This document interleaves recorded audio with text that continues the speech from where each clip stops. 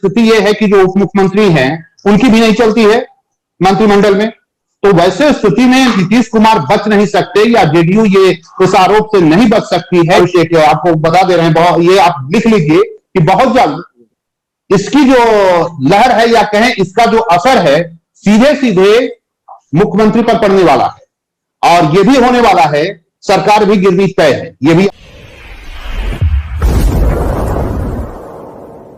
नमस्कार, आप देख रहे हैं धा न्यूज और मैं हूं अभिषेक मिश्रा। आज हम जिस मेहमान के साथ चर्चा करने वाले हैं उनके साथ जुड़कर खुशी हुई है और उनका परिचय आपसे कराकर हमें खुशी होगी, अपने दर्शकों को खुशी होगी। किसी परिचय के मुहताज नहीं है। राजेश मिश्रा सर हमारे गुरु भी हैं और हम चर्चा करने वाले हैं पप्पू यादव को लेकर। बिहार में जो पूरी सियासत हो रही है, पप्पू यादव के पीछे अगर कोई राजनीतिक खेल है, और वैसे भी पश्चिम बंगाल चुनाव के बाद ये अंदाजा लगाया जा रहा है, ये कयास लगाए जा रहे हैं कि पश्चिम बंगाल चुनाव के बाद बिहार में खेल होने जा रहा है। लालू यादव जमानत पर हैं, ये चर्चा चल ही रही थी, ये सारे कयास लगाए ही जा रहे थे कि ये बड़ा खेल हो गया शायद और पप्पू यादव की गिरफ्तारी हो गई। सवाल यह है कि जाहिर तौर पर पप्पू यादव हीरो बने हैं, जिस भूमिका में थे उसके बाद उनको जेल भेजा गया और उसके बाद बीजेपी के लोग, जेडीयू के लोग, सरकार में शामिल लोग, चाहे वो हिंदुस्तानी आवाम मोर्चा हो, चाहे वो मुकेश सहनी हो, वो लोग पप्पू यादव के साथ खड़े हो गए। तो पप्पू यादव की गिरफ्तारी से जुड़ा हुआ पूरा खेल क्या है, वैसे तो हमने बताया है, लेकिन राजनीति की बेहतर समझ रखने वाले और खासकर हमसे ज्यादा बेहतर समझ रखने वाले राजेश सर हमारे साथ हैं। टीवी भारत के चैनल हेड हैं, बिहार के वरिष्ठ पत्रकार हैं और जैसा कि मैंने पहले बताया हमारे गुरु हैं। तो सर हम ये समझना चाहेंगे कि पप्पू यादव की गिरफ्तारी को किस तरह से देखते हैं। बिहार की सियासत का ये कौन सा खेल है या कितना बड़ा खेल है पश्चिम बंगाल के चुनाव के बाद? पश्चिम बंगाल के चुनाव के बाद अभिषेक ये वाकई में बहुत बड़ा खेल।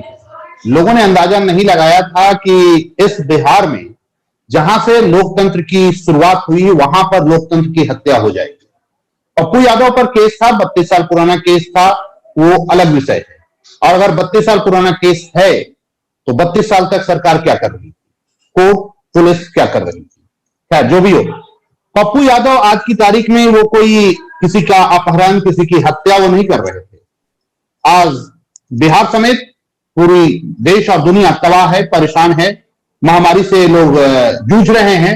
वैसे स्थिति में जब बिहार सरकार ने हाथ खड़े कर दिए हैं, केंद्र सरकार ने हाथ खड़े कर दिए हैं, उस बीच पप्पू यादव एक मसीहा की तरह लोगों के बीच में आया है और वह बंदा लगातार मरीजों के बीच, मरीज के परिजनों के बीच, श्मशान घाटों पर, सड़कों पर लगातार दौड़ रहा है, भूखे प्यासे लोगों के बीच जा रहा है, लोगों के दुख दर्द को बांटने की कोशिश कर रहा है और यही उसका गुनाह है और इसी गुनाह की सजा पप्पू यादव को मिली है।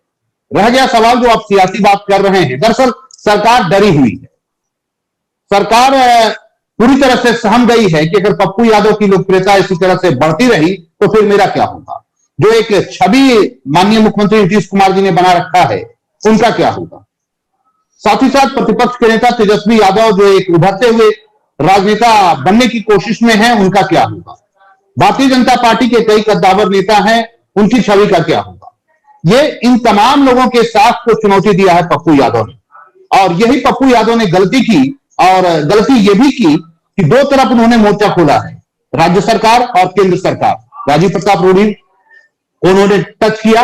दरअसल राजीव प्रताप रूढ़ी अमित शाह और प्रधानमंत्री नरेंद्र मोदी के काफी करीबी माने जाते हैं, संघ के भी काफी करीबी माने जाते हैं और इसी गलती का खामियाजा उनको भुगतना पड़ा है। लेकिन पप्पू यादव की तारीफ करनी होगी और उन्होंने जो हिम्मत दिखाया, जो जज्बा दिखाया है, आज उस जज्बे को हम सब सलाम कर रहे हैं। और मैं क्या, कोई भी भारतीय और देश ही नहीं, देश से बाहर के लोग भी अगर इस खबर को देख रहे हैं, समझ रहे हैं, आप देख रहे हैं सोशल मीडिया पर बिहार की बदनामी हो रही है और बिहार सरकार की बदनामी हो रही है, केंद्र सरकार की बदनामी हो रही है। इनके पास कोई जवाब है नहीं फिलहाल अभी।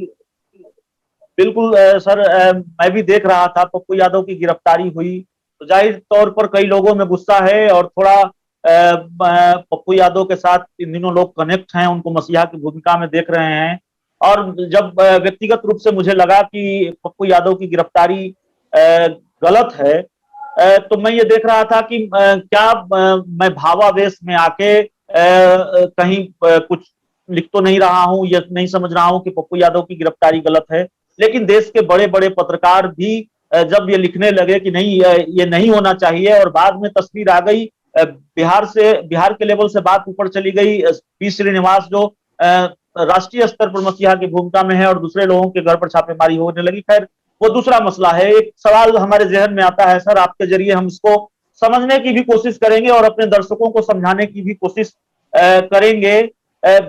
पश्चिम बंगाल चुनाव के बाद या बिहार विधानसभा चुनाव के बाद से ही हमने देखा है कि बीजेपी जेडीयू के रिश्ते तल रहे हैं, और पश्चिम बंगाल विधानसभा चुनाव के बाद तो ये बहुत क्लियर हुआ कि बीजेपी की हार, बीजेपी की लानत मलामत, बीजेपी की फजीहत जेडीयू को बहुत अच्छा लगता है, और जेडीयू के अंदर खाने परोक्ष रूप से ही सही जश्न मनता है। तभी तो उपेंद्र कुशवाहा ममता बनर्जी को चुनाव नतीजों के पहले ही बधाई दे देते हैं और कहते हैं कि ममता जी आपने चक्रव्यूह तोड़ा है। तो क्या नीतीश कुमार इसको इस तरह से भी देख रहे हैं कि चलिए ठीक है, फजीहत तो सरकार की ही होनी है, पप्पू यादव की गिरफ्तारी को लेकर सवाल सरकार पर ही उठना है, लेकिन जो मामला है और जो परसेप्शन है पप्पू यादव की गिरफ्तारी को लेकर कि राजू प्रताप रूडी के एम्बुलेंस मामले का उन्होंने खुलासा किया और इसलिए पप्पू यादव को गिरफ्तार किया गया। तो पप्पू यादव की गिरफ्तारी को लेकर क्या नीतीश कुमार या जेडीयू इसलिए भी बेपरवाह है कि चलिए सरकार की बदनामी तो हो रही है, लेकिन लानत मलामत ज्यादा बीजेपी की हो रही है, क्योंकि बीजेपी सांसद पूरी तरह से जुड़े हुए हैं। और रंजीता रंजन भी जब पटना आई तो उन्होंने कहा कि राजीव प्रताप रूडी की गिरफ्तारी के लिए मैं अनशन पर बैठे होंगे। तो नीतीश कुमार क्या दूर की सोच रहे हैं? वो देख रहे हैं कि इस पूरे मामले पर ज्यादा फजीहत बीजेपी की होनी है, तो मौका मिल गया है उनको बीजेपी से निपटने का। नहीं अभिषेक, देखिए होता क्या है सियासत में, अगर ताली के हकदार आप हैं तो गाली के हकदार भी आप ही को माना जाएगा। मुख्यमंत्री नीतीश कुमार तमाम बिहार में जो भी कार्य हो रहे हैं बढ़ चढ़कर उसकी वाहवाही वो लेते हैं और उसकी अगवानी भी करते हैं। ये बात और है कि अब जेडीयू के अंदर खाने में ये खबर ये भी है कि अच्छा चलिए पप्पू यादव या रंजीत रंजन जो है भारतीय जनता पार्टी के नेताओं को या भारतीय जनता पार्टी पर निशाना साध रही है, लेकिन अध्यक्ष तो नीतीश कुमार की भी होनी है क्योंकि मुखिया वही है। और ये पूरी दुनिया को पता है कि जब भी नीतीश कुमार चाहे वो आरजेडी के साथ रहे हो या भारतीय जनता पार्टी के साथ रहे हो, चलती उन्हीं की है। आज स्थिति यह है कि जो उप मुख्यमंत्री हैं उनकी भी नहीं चलती है मंत्रिमंडल में। तो वैसे स्थिति में नीतीश कुमार बच नहीं सकते या जेडीयू ये इस आरोप से नहीं बच सकती है कि इस मामले में मेरा कोई लेना देना नहीं है। आरोप तो उन पर सीधे सीधे लगने ही हैं और लग भी रहे हैं। लेकिन एक चीज और भी बता दें अभिषेक, आपको बता दे रहे हैं, ये आप लिख लीजिए कि बहुत जल्द इसकी जो लहर है या कहें इसका जो असर है सीधे सीधे मुख्यमंत्री पर पड़ने वाला है और ये भी होने वाला है, सरकार भी गिरनी तय है। ये भी आप लिख लीजिए, आप अपने मीडिया हाउस के जरिए इस सूचना आप दे सकते हैं। सरकार का गिरना तय है, सरकार जाएगी और साथ ही साथ इसमें उपेंद्र कुशवाहा एक बड़ी भूमिका निभाएंगे। दिल्ली में है, लगातार लालू प्रसाद या फिर उनके जो रणनीतिकार हैं उनसे वो टच में हैं, बातें चल रही हैं। साथ ही साथ ललन सिंह ये भी बहुत जल्द दिल्ली जाने वाले हैं और ये लोग भी लगातार कोशिश में यही है कि अब भारतीय जनता पार्टी से अपना पिंड छुड़ाया जाए, क्योंकि अब नीतीश कुमार जो है जो छटपटाहट, वो नीतीश कुमार के अंदर वो छटपटाहट दिख रही है, वो अकुलाहट जिसको कहते हैं वो अकुलाहट दिख रही है। नीतीश कुमार बड़े ही सुलझे हुए बड़े तेज तर्रार नेता माने जाते हैं, बिहार की सियासत में उन्हें चाणक्य कहा जाता है। वो सामने वाले को वार करने का मौका नहीं देते हैं। अब ऐसी स्थिति में पप्पू यादव को लेकर आप आगे देख लीजिए, पप्पू यादव के बाद एक और मामला आने वाला है, वो मामला है आनंद मोहन का। देखिएगा ये पूरी स्थिति जो है, पूरी सियासत बिहार की बदलने वाली है। और अगर जेडीयू कह रही है कि मुझे क्या, वो तो राजीव प्रताप रूडी को निशाना बनाने, सच्चाई ये नहीं है। अगर भारतीय जनता पार्टी की मलामत हो रही है तो नीतीश कुमार कैसे बच सकते हैं, जेडीयू कैसे बच सकती है, या हम कैसे बच सकती है? आप जरा देखिए ना, गिरफ्तारी हुई है, मांझी विरोध में आ गए हैं, मुकेश सहनी विरोध में है, साथ ही साथ भारतीय जनता पार्टी के जो एमएलसी हैं वो विरोध में है। तो ये एक बड़ा असर आगे आने वाले दिनों में होने वाला है और नीतीश कुमार की मुश्किल बढ़ेगी, इसमें कोई दो राय नहीं है। बड़ी बात आप कह रहे हैं सर, बिहार में सरकार गिरने वाली है और आपकी राजनीतिक समझ पर कहीं मुझे कोई संदेह नहीं है। मैंने आपके साथ काम किया है और आपके पहले भी आपकी कई राजनीतिक भविष्यवाणियां सच साबित हुई है, ये होते हुए हमने देखा है। मेरा सवाल ये है और आखिरी सवाल है, हम इस डिबेट को बहुत लंबा नहीं करेंगे, खत्म करेंगे। क्या ये सही है, क्या मैं ये सही समझ पा रहा हूं? ठीक है, पप्पू यादव की गिरफ्तारी से सरकार गिरेगी या पप्पू यादव की गिरफ्तारी से बिहार में बड़ा सियासी उलटफेर होने जा रहा है जैसा आप कह रहे हैं, और शायद होने भी जा रहा है। वो चीजें बहुत धुंधली ही सही लेकिन नजर आ रही हैं, तस्वीर साफ नहीं है लेकिन धुंधले रूप में नजर आ रही हैं। सवाल यह है कि क्या इस वक्त में जब नेता प्रतिपक्ष तेजस्वी यादव आपदा के इस काल में नजर नहीं आ रहे हैं और पहले भी नजर नहीं आए हैं, पोस्टर लगाकर उनको ढूंढा जा रहा है, उस वक्त में पप्पू यादव लोगों के बीच मसीहा बनकर उभरे हैं और एक ऐसा व्यक्ति बिहार की राजनीति में या किसी भी राज्य की सियासत में बहुत कम ऐसा होता होगा कि किसी विपक्ष के नेता की गिरफ्तारी हुई हो, किसी गैर सत्ताधारी दल के नेता की गिरफ्तारी हुई हो और उसके समर्थन में सत्ताधारी दल के जो नेता हैं या फिर सत्ताधारी गठबंधन के जो नेता हैं वो कई नेता एक साथ आ जाते हों, विपक्ष के कई नेता एक साथ आ जाते हों। तो क्या तेजस्वी यादव की गैर मौजूदगी ने पप्पू यादव की राह आसान की है और पप्पू यादव जिस भूमिका में नजर आ रहे थे तेजस्वी यादव से ज्यादा सशक्त और मजबूत चेहरा विपक्ष का बन गए हैं?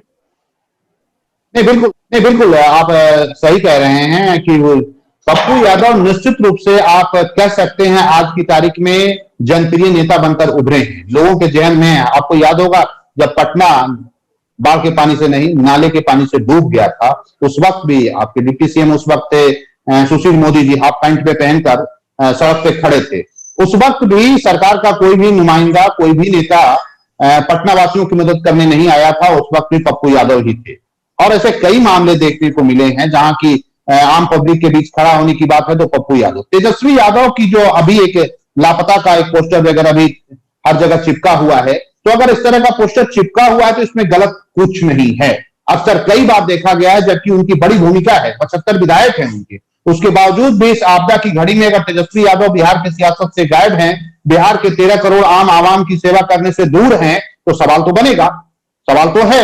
और देखिए यहीं पर अगर जिस तरह से आरजेडी ने शुरू में पप्पू यादव का सपोर्ट किया, कुछ नेताओं ने सपोर्ट किया, बाद में हाथ खींच लिया। दरअसल लालू प्रसाद यादव ये कभी नहीं चाहते हैं कि तेजस्वी से कोई बड़ा नेता उभर कर आए। आपको याद होगा जब पिछले चुनाव में कन्हैया के साथ मंच साझा करने की बात हुई, उस वक्त भी तेजस्वी को पीछे कर दिया गया।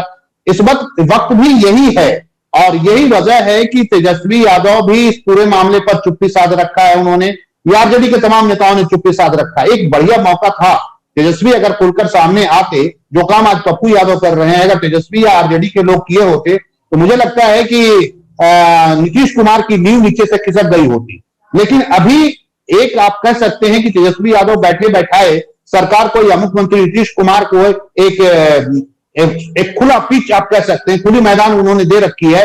आराम से नीतीश कुमार बैटिंग फील्डिंग कर रहे हैं, बीच में ये पप्पू यादव ने वहां पर एक फास्ट बॉल डालकर आप कह सकते हैं कि दुविधा में नीतीश कुमार को डाला है और सरकार में एक हलचल है, उनके विधायक में हलचल है, आरजेडी के विधायकों में भी हलचल, ये भी आपको मैं बता दूं हलचल है और इसका दूरगामी परिणाम पड़ने वाला है। साथ ही साथ तेजस्वी यादव को अगर लंबी राजनीति करनी है तो इस तरह से बिहार की जनता को छोड़कर बाहर नहीं जाने की जरूरत है, उन्हें फ्रंट फुट पर खेलने की जरूरत है। वो तो क्रिकेट के खिलाड़ी हैं, बैक फुट पर क्यों चले जाते हैं ये बात समझ में नहीं आती है।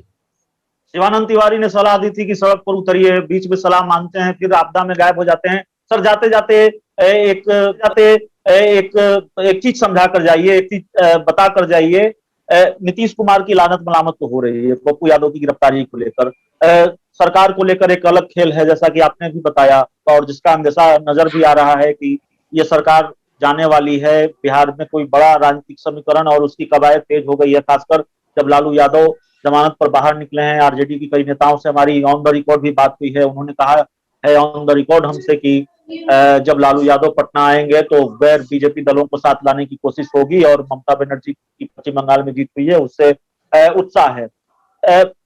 तो ठीक है, नीतीश कुमार की लानत मलामत हो रही है पप्पू यादव की गिरफ्तारी को लेकर, क्या राजीव प्रताप रूडी की लानत मलामत फजीहत बढ़ने वाली है? ऐसे में जब रंजीत रंजन ने कह दिया है कि वो अनशन पर बैठेंगी, पप्पू यादव गिरफ्तार हो चुके हैं और बीजेपी की भी मुश्किलें बढ़ने वाली है, बीजेपी के लिए भी आसान नहीं है। पप्पू यादव ने या फिर रंजीत रंजन ने जिस तरह से मोर्चा खोला है।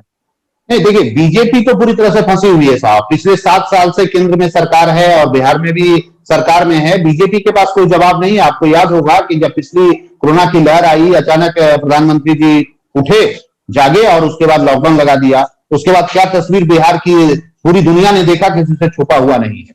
सेकेंड फेज की अगर बात कर ले, उसी दौरान फर्स्ट फेज में कभी ताली बजवाते थे, कभी थाली बजवाते थे, कभी घंटी बजवाते थे, कभी क्या कहते हैं, कभी आप माला फूल की वर्षा करवा रहे थे।